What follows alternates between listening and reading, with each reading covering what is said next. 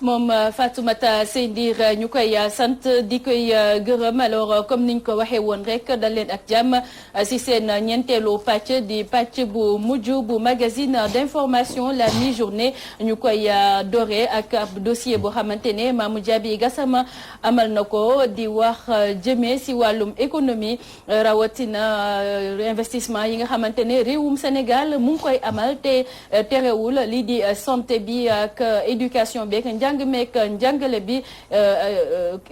tourisme meek lépp wala secteur yëpp mun naa ne dañoo nekk si jafe-jafe si jamono ji ñu teewlu bi lépp dossier nga xamante ne Mamou Diaby Gassama moo ko amal. train express régional bus rapide transit tabaxaat stade bu bees olympique bu football di la nga xamante ne sax nguurug Sénégal wax na génnee lu tolloog téeméer ak juróom fukk ak juróom milliards ci suñu koppar yemut li ñu jot a lim ndaxte projet yi bëri na lool ay investissement yu dul jeex loolu waral sax professeur Abou Wele di wax ne rek ni nguurug Sénégal gis nañ ne ni jamono ji fekk siwul askan wi ci seen bébét. fa nga xam ne foofu la war a investir. wala investir waaw nee naa secteur yu bëri dañu nekk en panne yoo xam ne ci lañ waroon investir li nga xam ne du dox ñoom ci seen bopp war nañ ko mën a fi mu nekk ràññee. xoolaat itam les priorités par exemple nit mënta gumba ba doo gis li nga xam ne mooy fëq bët fii ci Sénégal. dépense de prestige ay terre Ila Touba stade nu mu tudd xawma arena stade bu bees bi olympique bi ñu ñuy tabaxal dégg nga ay BRT. ay nangam nii soxla nañu ko mais dafa am ci ordre bu muy demee. priorité mooy xam li nga xam ne dafay suqali suñu économie waaw dépense itam booy dépenser ci économie da ngay dépenser ci loo xam ne même bu fekkee dafay am ay retombées ci vie wu nit ñi dana mën a créer waale en même temps de la richesse. li Sénégalais yëpp moom nañ ko jox Sénégalais yi bàyyi extraversion bi nga xam ne moom la ñuy def nii. Sénégal pour wan la échec total bi. ak li ñuy investir yëpp nee naa la Sénégal li muy investir dégg nga ci zone UMOA daanaka kenn investir ko ci économie waaw c'est parmi les premiers en même temps moo jël ndaare ci progression produit intérieur brutam. Abdourahmane Sow bu COS M23 moom it di ko feelu ci ay kaddu. ñi ngi wax waxu BRT ay junni milliards la ñi ngi wax waxu TER ay junni milliards la tey jii ñi ngi indil benn boo xam ne mi ngi jar 150 milliards foog naa bu ñuy méngaleeg suñu stade yi ak stade de France day fekk sax le niveau de vie vraiment nekk benn. loolu yëpp politique la dundu gi cher gi wax nañ ko tey ñi ngi jàpp suñu ay njoñ ñi ngi kaas ñoom Guy Marius Sagna ci mbirum courant bi ceeb bi yokku na ndox mi ñi ngi ragal ne du yokk ndax léegi mu yokk dëwlin bi yokku na suukar si yokku na c'était prévisible doon nañ ñu si dànkaafu mais nañ assumer rek. naka noonu sax daal dina yokku ne. ñun taluñu ko ñun liñ tal mooy. abri provisoire yi dañ xale yi dans de bonnes conditions yi jàng li ñu tal mooy grève yi nekk ci l'hôpital yi dakk waaw ñu mën a xool nan la ñuy relever le plateau médical ni ci mën a faju parce que réew moo gis wala ci gestion boo gis dafa am ay secteurs yu vulnérables li ñuy wax les secteurs sociaux de base lu jëm ci faju lu jëm ci jàngi lu jëm ci sécurité moi je pense que ne investissement bu njëkk ba nga xam ne mooy dëgëral taxawaayu askan wi foofu lay njëkkee la si topp nag bu leen neexee ñu def ay investissement lu mu cher jar na ko wala lu mu toll jar na ko ci kaw mu nekku ci bonne gouvernance tegu ci transparence mais tamit mu tegu ci kaw priorité. secteur classique yëpp dara doxut jamono ci loolu waral gouvernement bu Sénégal war na xoolaat anam ba nga xamante ne moom lay doxalee politique am bu ñu sukkandikoo ci professeur Abou Wele. il faut qu'on repense le secteur des exportations taxawal ay industrie yoo xam ne mën nañu créer de la richesse. daanaka Sénégal li muy am yëpp dégg nga ci koom-koom dañ koy consommer waat. on a des problèmes éducation problème yu dul jeex santé problème yu dul jeex pêche problème yu dul jeex agriculture problème yu dul jeex mais yooyu yëpp bu fekkee da nga koy régler création de richesse la. création d'emploi la ça veut dire qu'on investit à l'intérieur ça veut dire que am na nu ñu koy defee waaw suqali itam sa secteur privé jël say commande publique di ko jox secteur privé yi dama ne li Sénégalais yëpp moom nañ ko jox Sénégalais yi dégg nga bàyyi extraversion bi nga xam ne moom la ñuy def nii. lii di croissance inclusive ngir rek Sénégal mun a émerger maanaam suqaliku fii ak atum 2035.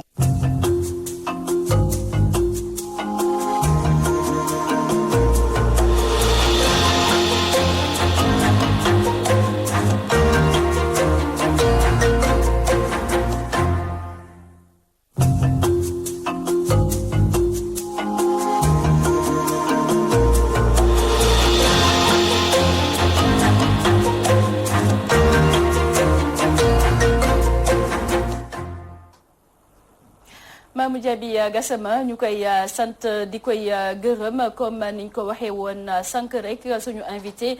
di le professeur Abou Wele ñuy waxtaanee jëmee tey si wàllum économie ñu dalalaat ko rek gannaaw bañ ko nuyoo professeur. waaw maa ngi lay nuyu di nuyu Sénégal yëpp. bi lépp dossier nga xamante ne Mamou Diaby Gassama amal na ko sax moom mi di professeur Abou Wele intervenant la si ñuy waxtaanee njëkk yi nga xamante ne parfois mën na yokk wala sax investissement yi nga xamante ne réewum Sénégal mu ngi koy def te njàng meek njàngale bi santé beek éducation ak tourisme duñ si yëg seen bopp si sa xalaat lan moo waral cette course si infrastructure yi. waaw mooy comme ni ma ko waxee léegi ci français rek nee na dafa doon dañu gis ne politique yi nga xam ne moom la ñuy initier boobu ba tey politique moo ko laal ci suuf. waaw dafa mel ni dañoo nekk ci campagne électorale rek war a am loo xam ne moom la ñu mën a wane ëllëg pour ni nit ñi ñoo ko fi def ñëpp di ko xool mu mel ni seetu pour bu ñu bëggee faluwaat loolu laa wax sànq. waaw ma koy méngale ak assainissement nga xam ne ni ñu ko soxla seetal Dakar foo dox yaa ngi gis ndoxu foos yeeg yooyu yëpp pourtant c'est des trucs qu'on ne règle pas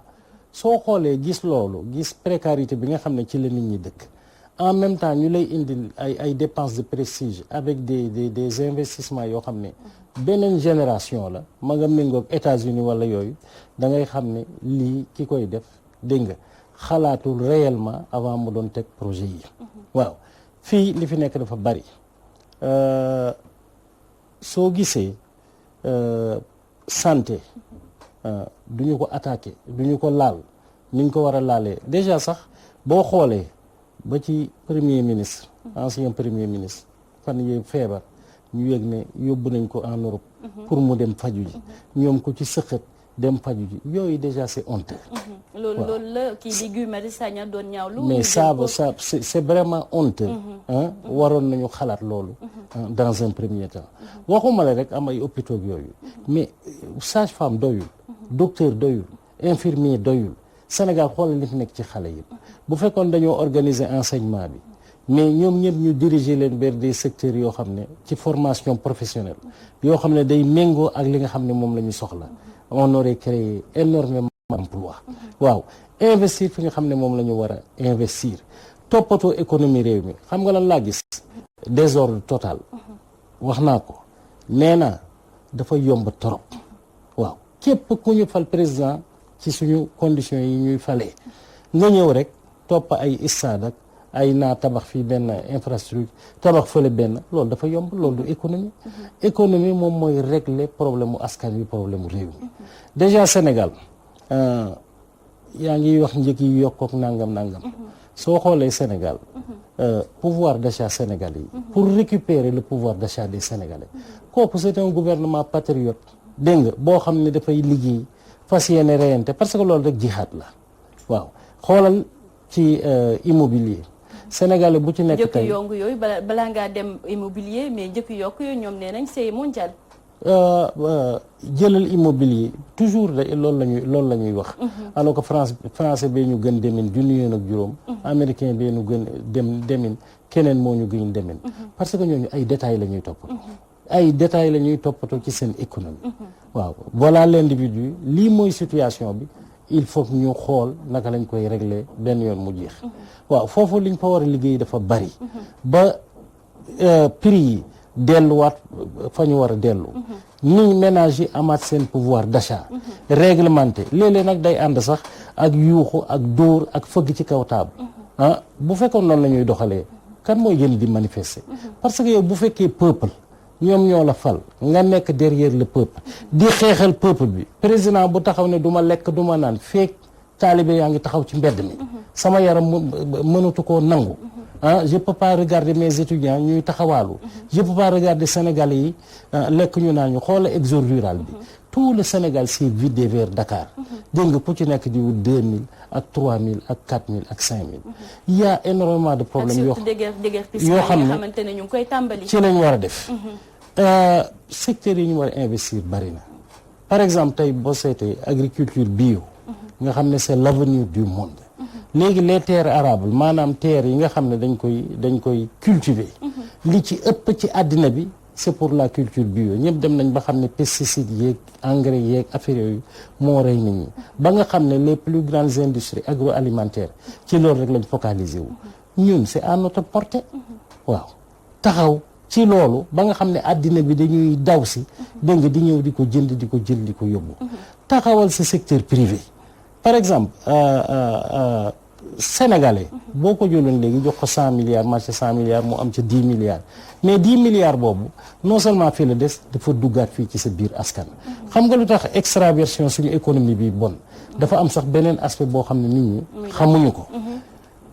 ñun déjà suñu monnaie c'est pas convertible amul fenn fu ñu mën a convertir suñu monnaie ci àddina bi waaw lépp lu ñuy jéggaani devise lay doon est-ce que xam nga entreprise étrangère yi fi nekk bu ñuy rapatrier li nga xam ne moom lañ fi gagné 5000 milliards de francs CFA dañ leen koy wecc devise au niveau de la BCEAO jëlaat xaalis bi nga xam ne sax amoon nañ ko ñoo ngi ko glané woon partout dans le monde ba am ko moom la ñu koy transformer yóbbuwaat devise yi pour vous dire que système la boo xam ne africains yi dañuy dee rek illa yow mi diine fii nag liy fëq bët yi comme ni ma ko waxee li tegu ñëpp xam nañ ko les Sénégalais n'ont pas de travail ils veulent travailler les Sénégalais n'ont pas habitat dara amu fi dañoo war a kii santé wax nañ ko ba noppi éducation wax nañ ko ba noppi université bi c'est une université à détruire amul sens amul njëriñ waaw à partir de la 3e secondaire war nañu orienter ñëpp ku ci nekk ñiy dem jàngi menuiserie ñiy dem jàngi mécanique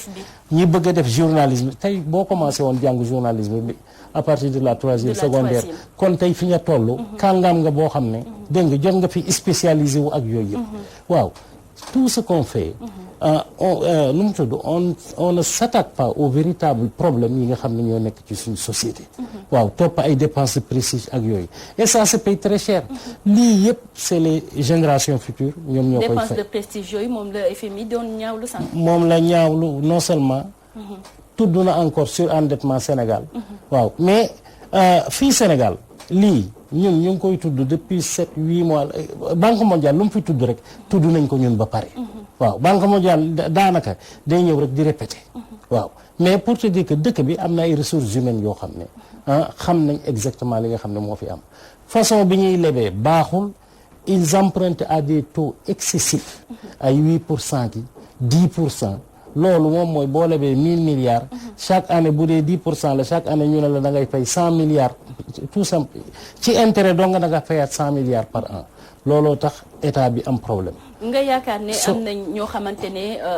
un secteur privé boo xamante ne am na capacité liggéey li nga xamante ne état du Sénégal soxla na ko ndaxte kon lan moo tax muy jéggaani.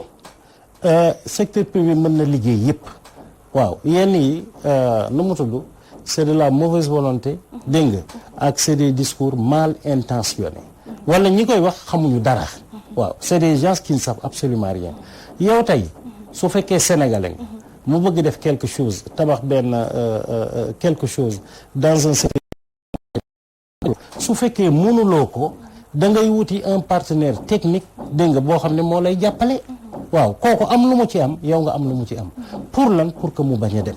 seetal tey Auchan par exemple ni ñuy def Sénégal fu ne ñu ngi fay jéem a am fu ñu tabax Auchan bés bu ñu paree quadriller Sénégal yëpp amul marché yëpp ay tëj marché traditionnel yëpp naan rap tëj parce que c'est ça la politique mais baax na sax parce qu'on doit élever notre niveau de vie mais ma fexe ba 50% du capital dégg nga ay privé sénégalais am ko waaw dimbale leen ci ngeen am financement dimbale garanti leen sax dégg nga pour ngeen mën ci bokk pour que mu bañ a doon encore loo xam ne extraversion rek lay doon suñu société yi au train où ça marche tôt ou tard nous ne serons que des consommateurs déjà ay consommateurs rek la ñu loolu laal rek société étrangère ko moom looy def société étrangère ko moom loolu musiba la FMI ci boppam sax dem na ba wax ko ne Sénégalais yi soyez un peu plus patriotes dans votre création de croissance faites une croissance inclusive xanaa loolu koy mën naa xaj ci xel waaw parce que boo seetloo entreprise yi nga xamante ne ñu ngi Sénégal yëpp du ay sénégalais ñoom ñoo koy doxal wala ay sénégalais ñoom ñoo nekk sa bopp ba mën nañ ne ay sociétés étrangères lañ léegi si sa xalaat anam nan lañ war a mën a def wala yan anam lañ mën a def pour ñu équilibrer li ñu mel. waaw mais loolu déjà y a plusieurs exemples par exemple les pays maghrébins ñoom ba ñu réglé loolu yàgg na. kenn du fi am société boo xam ne 50% yi dégg nga privé bi moomu ko ñoom loolu dañ ko réglé ba noppi nga xam ne société boo mënti doon dafa lay wóor ne fii bu ma fi bëggee liggéey 50% dégg nga société yi nga xam ne ñoo nekk ci dëkk bi ñoom ñoo koy moom il faut que ñu doon sama partenaire 50% ñoo koy moom. beneen bi lépp lu ma gagné 75% yi mënu ma ko rapatrier 25% yi lañ ma may ma rapatrier li ci des fii laa koy consommer ñii li ñu liggéey même si des milliers de milliards noonu lañ koy yenu yóbbu. beneen climat bi lan lañ fi fay nit ñi ay salaire yu bon a bon regarde ñiy fay utiliser yëpp ay 75 000 francs par mois demal ci supermarché yi 100 000 francs par mois. Orange booy yor kiosque yeeg yooyu yëpp ay 75 000 ay contractuels à n'en plus finir tu ne protèges personne fii daal c'est une jungle sauvage boo xam ne dafa liggéey fi xaalis dafa neex da ngay dugg tu as toute la latitude de mener ta politique dégg nga de la manière la plus nu mu tudd cupide possible jël lépp li la neex yóbbuwaat ko ça c'est un état mooy réglementé loolu defar ko les terres le foncier ñu ngi koy wax di attirer l'attention des Sénégalais tubaab yaa ngi jënd suuf si yëpp dégg nga au niveau du Sénégal ñu ngi koy jënd yi ñu leen koy jox kooku musiba boo xam ne la kenn xamul nu mu toll dans beaucoup de pays du monde étranger may ñu leen nga jënd suuf dañ lay abal tu as un bail tu payes chaque année nangam dégg nga saa yu état bëggee jëlaat yëfa mais tu peux pas prendre la terre même loolu ñu ngi jël suñuy suuf agriculture bi soble bi ak pomme de terre bi puisque dañuy tëj dafa am période bu ñuy tëj mais parce que la production sénégalaise mooy génn moom la ñuy éculé mais société hollandaise yi ñëw nañu ba jënd ay suuf dégg nga di produit soble comme ñëpp di ko jaayandoo nga xam ne soxlatul sax ba ñu tëj ñuy doog a indiwaat seen bos yooyu yëpp état moo ko war a contrôler pour xool fu mu jëm. on a une population de 16 millions de personnes fi mu nekk nii avec un taux de chômage boo xam ne xanaa mën naa ne population active Sénégal 95% en chômage lañ nekk. waaw ñu bëri ñu ngi liggéey mais genre chômage technique la lan la chômage déguisé. chômage déguisé bi mooy lan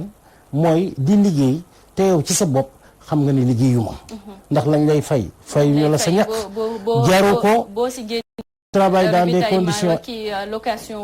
tu travailles dans des conditions extrêmement précaires dégg nga da ngay xam ne lii dama ci jàpp rek en attendant di gis feneen fu ma jëm en général emploi yi nga gis fii yëpp dans le secteur informel ak yooyu yëpp mooy emploi yi nga xam ne ci la Sénégalais yi nekk comme nag ñun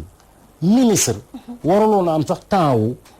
participer ci tànn béer wala président di dem mu koy gunge wala di ko jëli ndax régler ces détails là dama ne détails yooyu képp ku ko mënul régler liggéeyoo ndax lii tout le monde peut le faire je te nomme président de la République demal lebi mën ngaa leb ci sama tur dégg nga di ficeler ay projet di indi et puis na ñuy lebee baaxul parce que sooy leb da ngay leb de l'argent frais 1000 milliards ñu ne Sénégal lebal nañ ko 1000 milliards yoo xam ne mi ngi nii mooy seet fu ko neex mu def ko fa mais liñ leen di lebalee nii c'est les sociétés européennes ñooy am seen projet bopp lebal la projet bi ñëw dugal ko ci sa biir dëkk dugal ko fa xoola autopont yi ñuy defal fi mu nekk ni c'est une entreprise encore européenne dégg nga di ko sous-traité ak yeneen entreprise sénégalais yi di ko sous-traité wante sénégalais yi ñuy jël miet yi di dee mais yooyu nu mu tudd c'est de la cacophonie totale boo xam ne kenn xamul lii la donc mën nañ ne loolu mooy doon solution yi nga xamante ne war nañ ko war a mën a amal ngir ñoñal suñu économie nationale alors ñu dem sa beneen wàll ba ndaxte professeur da ngay desandi ak ñun ba léegi kii nag di Djibril Niang am na waxtaan boo xamante ne sekk na ko ak kii di entraîneur u ASFA di Omar Ndiaye di ñaawlu doxalin bi nga xamante ne wala daan bi nga xamante ne daan nañ ko boxeur sénégalais nga xamante ne si jamono ji ñoom ñëpp ñoo toog si bi lépp tournoi nga xamante ne ñu ngi koy amal si Dakar depuis si ñaar fukki fan si bi lépp weeru février ñu teewlu waxtaan bi nga xamante ne Oumar Ndiaye di entraîneur ASFA sekk na ko ak sama natt. jaa ngeen jëf tey jii nag ñuy dalal kii di Oumar Ndiaye moom mi nag moo di tàggat club ASFA nekkit njiitu association boxe anglaise monsieur Ndiaye ginnaaw bañ la dalalee ñu lay laaj kon sa gis-gis ak sa jàngat ginnaaw élimination précoce bi nga xamante ni boxeur yu Sénégal yi daal nañ leen koy def si bile tournoi qualificatif olympique. waaw en fait jàngat bi ma si def rek mooy lenn waxoon naa ko di ko xanaa di delluwaat di ko waxaat encore vous savez pourquoi parce que gis nga fédération wax naa la amuñu fédération loolu moom def naa ne Sénégal yëpp kenn du ko weddi amuñu fédération d'abord fédération boo xam ne ay pas ay vieux ñoo ko dee ay pas damyeekaay ay ñoo xamante ni président ñoo nekk si football bi waa football dàq leen ñi nekk si leneen ba retraite ñoo toog si fédération def ko def damyeekaay donc ñi nga xam ne ñu xam ci ne ñoo bëgg a jël liñ moom ñu ne moom langaa mu ne duñ mos a dem ñoom président fédération moom mooy président bi moom mooy sélectionné moom mooy vice président moom mooy entraîneur moom mooy directeur mooy lépp ñu bàyyi ko lépp di ko seetaan parce que mënuñu toog comprendre lu toll ni Sénégal di organiser lu toll nii loo xam ne mosul am Afrique mu am Afrique Sénégal tombé si nga jël ay boxeurs yoo xamante ni tey yi xamoo boxeurs yi fu ñëw est-ce que jox ñu la sax xaalis man je me demande la question parce que koo xamante ni tey bi ñu ko interrogé dégg ngeen interrogé yéen ko interview mu ne buñ ko laajee ñaata at nga def boxeur 81 bi mu ne 4 ans laa def boxeur man 4 ans boxeur bi ma formé man entraîneur ñi ma ko yëgal si kaw ring il faut avoir 5 ans wala 6 ans salle ma doog a yëg benn combat débutant ñu xool ba xam ndax ñor wala ñorul kooku def 4 ans boxe nga andi ko Sénégal bu représente lu toll ni Sénégal tout un pays kon tu as incité tout un pays nga incité donc d'abord deuxième point bi mooy ñun bi ñuy dem sélection dañ leen wax ne nañ def une présélection boxeurs yi nga xam ne ñoo fi nekk fii Sénégal ak boxeurs yi nga ne xam ñoo nekk expatriés yi ñoo jël leen ñu boole leen ñu daje ñu dóoran seen biir bu tëdd seen biir ñu xool kan mooy gagné ku meilleur ñu génne leen ñu ne waaw ba pare nekk ne yokk suñu ñoom dem jël booy woo booy def sa leen wutal leen passeport wutal leen lépp andi leen ak bi gën a dëgg mooy loolu d'abord fi leen yàlla datoo mooy pour wax ne seen télé ak seen manque compétence ak seen ñàkk xam dara mooy lenn mooy bi booy ñëwee d'abord huit lañ jël ñaari d'abord bi ñëwee ils ont un problème de passeport parce que président bi wala vice président bi da ko waroon dañu war kasete seen passeport bi def ko mu nekk Sénégal parce que ay passeport italien lañu andi defuñu ko ba loolu noonu ñu éliminer ñaar déjà mu des ñaata 6 troisième boy bi ñëw mooy Bab Sow dem ba def visite médicale ndeke carnet médical am bi ñoom seen bopp tamponné wuñ carnet médical bi ñoom c'est yow la parce que c'est norme international la ñuy demee ñooy leen 10 minutes ngeen am pour defar loolu 10 minutes dañ si mën defar livré booy loolu éliminer booy bi encore mu nekk 3 personnes ñu éliminer mu des ñaata 5 ñoon ñu may leen saaf qualification da nga war a jël commencé ba am premier tour deuxième tour ñoom egguñ sax deuxième tour li gën a garaaw bu demee da nga boxe benn gagné ba ak quart de finale sax ñu leen wax gagné wuñ la mais wax dëgg dem nga ba quart de finale li laay waxam du mais kuñ dóor mu daanu ñi dañ leen dóor mu daanu ñi ay kaawu debout ñi ay kaawu assis ñi ay avertissement kenn xamul lu ñu boxe comme vraiment est-ce ay boxeur lañu kon damay wax ne kon tey li ma waxoon laay waxaat andiwuñu ay boxeur ay moodu la ñu andil kon mu mel ni ñii di fédéraux yi mujjewuñ leen consulter yéen ñi nga xamante ne bi yéen ay encadreurs yi ñi waxul ma leen mais ministre da leen war a woolu dafa war a woolu président bi wax lu fan la ko teg ak kan la yàpp parce que ñi bu ñuy def lu ñu tàgg honoré wul boppam honoré wuñu ñun entraîneur honoré wul képp Sénégalais parce que képp Sénégalais tey mer nga bàyyi entraîneur yi fii yow président fu ñu xale yi bàyyi leen fii booy doon préparé pendant 3 ans di ko préparé am koo xamante ni tey jii dañ ko jox sax bourse Sengheng ba laaj grave dañ ko jox bourse Sengheng pour dem États-Unis pour ñëw booy bi bañ ni damay représenter sama réew toog fi Sénégal di représenter di préparé kooku ñu jékki-jékki rek ñu ko jëltuñ la mais stratégie ñun entraîneurs yi est-ce que amoon na si bët bu ñu xoolee suñu boxeur tey jii parce que dafa mel ni ñun tey jii on est incapable dafa mel ni affaire mbir mi ñun la te effectivement ñun la parce que boo dee acteur boxeur rek yow la ñu jékki-jékki bala fi tàgguwuñ la yëgaluñ la tey jii mën nga fa jaar bañ box mais xoolal jëf jooju ñu jëf tey jii moo tax nag métti nañu trop quoi wala mais nag yàlla da fay xol yi yàlla fay xol yi rek jaajëf Oumar Ndiaye rédaction bu Walfadjri mu ngi lay jaajëfal si fàttali yow yaay entraîneur club ASFA nekk it njiitu association boxe anglaise merci beaucoup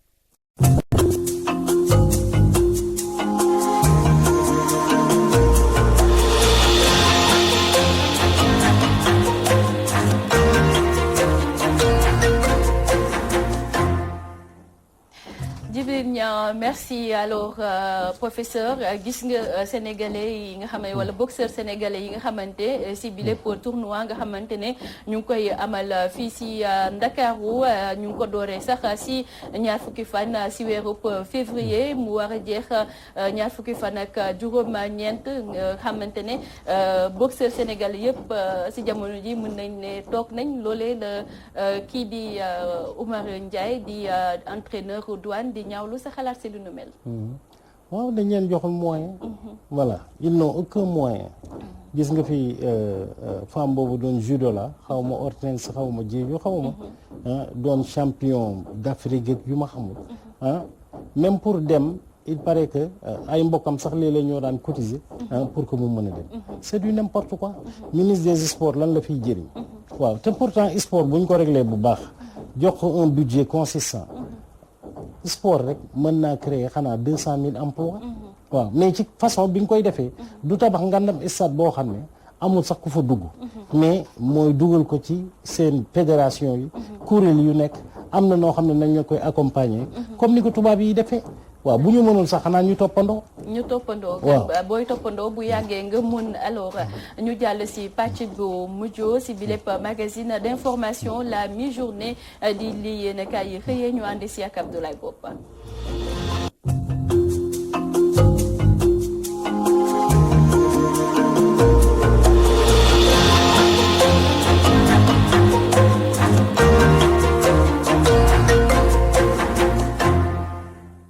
dal leen ak jàmm waaye pënd mi wureegul ci tëjum kaso Guy Marius Sagna Walf Quotidien Barthélémy Diaz àdduna ci yàggut am ñu ci jota dingat ay kàddoom gannaaw na mu waxee ci bile dossier Baye Dia di Jean Paul Diaz joxe ci xalaatam ne la Barthélémy Diaz wax ayut ne dara newu ci leneen la mu jota leeralal askan wi moom Jean Paul Diaz ne kii di doomam Barthélémy Diaz mosta wax ne Guy Marius Sagna na mu doon catholique moo tax ñu yóbbu ko kaso Jean Paul Diaz ne ay nit a bëgg a soppi ay kàddoom waaye Barthélémy Diaz waxewu ni la mu wax bokk na ca ne église bi warta seetaan warta noppi ci dossier Guy Marius Sagna bile war naa jéem war naa def kémtulay kàttanam ngir Guy Marius Sagna amaat afia delluwaat ci njabootam leneen ci ay kàddoom ci Walf Quotidien Jean Paul Diaz ne Guy Marius Sagna mile nguurug Sénégal dañ ko waroon a takkal médaille jaajëfal ko sargal ko ndax dox na ba ca buntu pale woto yóbbu ko fa yorutoon ngànnaay dem na ba langaamu ca giriyaane ca pale Jean Paul Diaz ne na Guy Marius Sagna doxale jot naa feeñal ñàkkum kaarange gi am ci nguurug Macky Sall rawatina ca pale ba tey Guy Marius Sagna war naa tax nguur gi xolaat doxalinam ci wàllu kaarange ay kàddoom ci Walf Quotidien Jean Paul Diaz ne Guy Marius Sagna mile kenn waru ko tëj kaso la mu def ayut ndax charte réew mi maanaam constitution bi moo mayee sañ-sañu ñaxtu leneen la mu jot a ñaxtu ci biir yéene kaay bi di Walf Quotidien moom Jean Paul Diaz jot naa méttit lu coppite yañu nar a indi ca mairie bu Ndakaaru maanaam ku fa mun a falooti ëllëg sa ndombol tànk jóge ci ab décret Jean Paul Diaz ne ñiy togg yile coppite ña koy fexeel jubluwuñ ci lenn lu dul bëgg a saax-saaxee suufu Ndakaaru Jean Paul Diaz ne saay bu liy sottee suuf dootul des ci Ndakaaru tax mu dànkaafu lébu yi ngir ñu jël seen matuwaay te bañ a seetaan nguur gi mu soppi anam yañu tànnee maire bu Dakar Jean Paul Diaz ne lii waruñu ko sàggane ba mu jàll yéene kaa bi di 24 heures xëy jàll ci dossier Guy Marius Sagna ma ñu ne ma ngay yëngoo fu ne waaye jéego amagu ci am ñu ne Barthélémy Diaz lam ca wax waxuwul gannaaw ba mu gisee ne la sooke tëjum kaso Guy Marius Sagna na mu doon catholique a tax waaye Barthélémy Diaz weddi kàddu yooyu le maanaam weddi yooyu le tuuma ne la mu wax ci dossier Guy Marius Sagna bu aayoon maanaam bu doonoon lu waxuwul kon booba tey procureur de la république wóolu na ko Serigne Cheikhouna Mbacké Mourtada ay kàddoom ci 24 heures gis ne la Barthélémy Diaz wax ci dossier Guy Marius Sagna dégg gu wér péng la leneen ci ay kàddoom moom Serigne Cheikhouna Mbacké Mourtada gis ne suñu justice bi tëddeetul njaaxaanaay moomatul boppam ndax otage lañ ko téye di ko diri di ko defloo Babacar Diop feelu ko ci biir yéene kaa bi ne sàkku nañ ci église bi ngir mu àddu ci mbirum Guy Marius Sagna ndax gis nañ ne saay su ne église bi mu ngi feggoog néew ji doole yi Babacar Diop ne Guy Marius Sagna mile mun nañ ko neewal doole mun nañ ko lottal toroxal ko ca ndungu siin gamu ne Bougane Gueye Dany gis ne njiituram France di Macron saay bu soxla saay bu yittewoo Guy Marius Sagna génn kaso njiituram bi Macky Sall dina ko libéré maanaam dina ko may afiya ci saasi yéene kaa bi di critique ne ñoo lànk ñoo bañ seen doole yokkooti na yéene kaa bi ne ñoo lànk am nañu ñaari kàngam yu leen dooleel ci waxtu wile muy Bougane Gueye Dany ak Barthélémy Diaz ne dootul yàgg daañu soobu ci doxum ñaxtu ay kàddoom ci critique Bougane Gueye Dany gis ne dossier Guy Marius Sagna mile politique moo ca laxasu France ko téye ca kaso gamu ne waaye saay bu ca teggee loxoom maanaam saay bu France joxe ndigal ci bile dossier njiituram mi Macky Sall dina ko jëfee ci saasi yéene kaa bi di Le Quotidien ne ñaari poñ a ngi nii te doon lu soxal lool ku jéeg politique bi bokk na ci setal wecc Khalifa Sall ak Karim Wade maanaam ñoom ñaar ñu am amnistie doon lu jur waxtaan ci commission politique bu dialogue national député Déthié Fall gis ne géew politique bi munta am afiya munta soppeeku file Khalifa Sall ak Karim Wade setuñu ca lañ leen di tuumaal kii di Valdiodio Ndiaye daal di joxoñ baaraamu tuuma majorité bi ne ñu feggoog njiitu réew mi Macky Sall ñoo bëgg a yàq bile dialogue national doon lu merloo lool bon waa Samb bu APR ne am na loo xamante ne jaratul waxtaan ndax yoon àdduna ci ba noppi Le Quotidien ne gannaaw bu mu ca yëkkatee kàddoom moom bon waa Samb ca la fël buntu ba génn saal ba yéene kaa bi di Les Échos ne mangoog dialogue politique bi le ñaari poñ a ko gàllankoor ci waxtu wi le muy dossier Khalifa Sall ak Karim Wade bon waa Samb ne yile dossier waruñu ko waxtaane ci bile dialogue politique maître Ousmane Seye ne dialogue politique bi le warta dugg ci mbirum yoon maanaam warta àddu ci dogal bi yoon jël ba noppi biir yéene kaa bi di L'As kii di professeur Bachir Diagne jot naa dànkaafu ku jéeg politique bi ne nañu moytandiku xiiroo beeg ngaayoo bi feewaloo geeg xaajoo bi ndax mun na jur musiba ëllëg leneen ci ay kàddoom moom professeur Souleymane Bachir Diagne jot na artuwaat géew politique bi ngir ñu moytandikoo mbirum diine ci géew politique bi yéen a di waa Grand Place ne ci wàllu tabax ca Dakar Plateau lu toll ci fanweeri demande d'autorisation maanaam ñañu may sañ-sañ ngir ñu mun faa tabax maire Dakar Plateau di Alioune Ndoye ne déet ne du daganal benn yoon benn permis de construire yéen a ne loole mun naa jur loraange ndax lu toll ci 2 téeméeri milliards mun nañ ko caa ñàkk lu toll ci junni xëy te ndaw ñi waroon ko caa am mun nañ ko caa ñàkk ci saasi Omar Faye njiital leeral askan wi ay kàddoom ci waa Grand Place jot naa ñaawlu jot naa métitlu doxalinu Alioune Ndoye ne ndax jëmul kër mun naa nasaxal koom-koomu réew mi yéen a di turbine ne bu ñu deful ndànk saar ci nasax la jëm ndax gàllankoor ya fa tàmbalee am yéen a bi joxoñ ci baaraam njiitu réew mi Macky Sall te bu ñu deful ndànk kër gi di Total mun naa akimoo lu bari ca saar ba Sénégal cër gamu amoon ca saar mun na doon lu wàññeeku ëllëg yéen a di l'Observateur xëy waxtaan ak ki fi toogal FMI ci Ndakaaru am na taxaw seetlu gu mu def ci réewum Sénégal am taxaw seetlu ga mu def ci wàllu koom-koom jot naa méttitlu yokkute gi am ci njëgu courant bi ne lu aju ci croissance économique bi bari na ci ay sénégalais yu ko yëgagul leneen ci ay kàddoom ci l'Observateur ndaw FMI ci Ndakaaru gis ne bari na ay entreprise yu ne ci secteur privé bi te di dundu jafe-jafe dara waralu ko lu dul informel gañu doxal yéen a bi di Direct News ne bu ñu deful ndànk Sénégal mun naa soobu ci bor gu mu dul attan yéen a bi ne lii di Air Sénégal rawatina milliards ya ñu dugal ca Diamniadio Direct News ne ba ci stade bu bees gañ fa bëgg a tabax te aire de jeu ba war a toll ci ñeent fukki milliards jàpp téeméeri milliards ak juróom fukk ak juróom yéen a bi di Le Soleil xëy duñu yéggee ndorteel carême bi yéen a bi ne suñu mbokku chrétiens yi tàmbale nañ ko tey fas yéene ko weel ba pak réew mi quotidien ne jàngoro gi di coronavirus ma ngay wéy ci ay réew yu bëri bu dee ca Chine gamu doore lu ëpp 2 junni doomi aadama ñoo ca faatu bu dee ca Iran lu toll ci fukki doomi aadama ak juróom ñoo fa ñàkk seen bakkan bu dee ca Corée du Sud lu toll ci fukki doomi aadama faatu nañ fa ca Italie gamu dugg yàggut coronavirus ba faat na fa lu toll ci juróom-ñaari doomi aadama Libération ne liir ba ca ñaaxar du coronavirus a ko faat waaye nit a ko faat di soxna Sidi Miya Njaay ma ko doon nax ma ko doon aayoo nen ne waaye yemu ca paaka la mujjee jël jam liir ba di Ngor Senghor toll ci benn at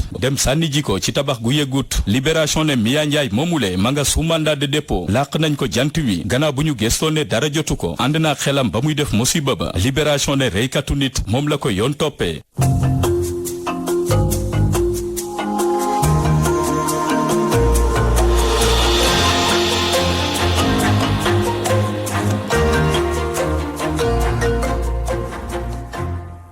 Abdoulaye Bopp yow tamit jërëjëf ñu lay sant di lay gërëm fii nag la ñuy yëkkatee jétaay bi alors professeur sa kàddu gu mujj. waaw sama kàddu gu mujj daal mooy à propos de Barthélémy Diaz li muy wax. ak Jean Paul. nañu arrêté yooyu. Sénégal ñun ñooy 98% de musulmans fal le premier président chrétien. chrétien mën na fi doon lu ne loolu amul. chrétien bi itam da daan tëj ay jullit fii ay Mamadou Diack yooyu te kenn waxu ci bu ñu versé dans ça yàlla na Guy Marius Sagna génn ne ko ñëpp jàppale mais bu ñu versé dans ces trucs là daal loolu rek laa amoon lu mooy tëjee di remercier ñëpp je vous remercie. ñun tamit ñu lay sant di lay gërëm di remercier kii di Modou Fall nga xamante ne moo fare woon ci partie technique bi réalisation Ndeye Fatou Ndiaye ak Seydina Oumar Ba ki nag di Oustaz Assane Diouf yore woon coordination bi lépp magazine d'information ñu bàyyi leen ngeen wéy ak seen programme La Voix des Sans Voix.